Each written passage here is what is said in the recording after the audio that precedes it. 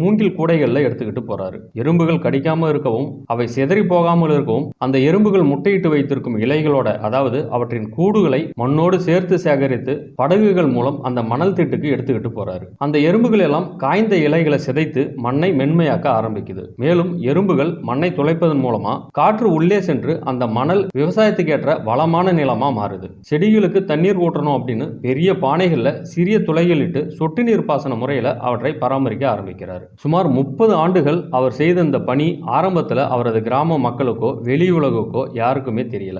ஒருமுறை 2008ஆம் ஆண்டு சுமார் 115 யானைகள் கொண்ட ஒரு கூட்டம் கோகிலாமுக் கிராமத்து விளைநிலங்களுக்குள்ள புகுந்து சேதத்தை ஏற்படுத்துது. அதனால அந்த யானைகளை வனத்துறையினர் விரட்டிக்கிட்டு போன போது ஆற்றின் நடுவே இருந்த அந்த அடர்ந்த காடுகளுக்குள்ள இந்த யானைகள் எல்லாம் ஓடி மறையுது. வரைபடத்திலே இல்லாத இடத்துல ஒரு காடு இருக்கிறத பார்த்து வனத்துறையினர் திகைச்சு போய் நிற்கிறாங்க. உள்ளே சென்று பார்த்த போதுதான் ஜாதவ் பயங்கினுடைய சாதனை அவர்களுக்கு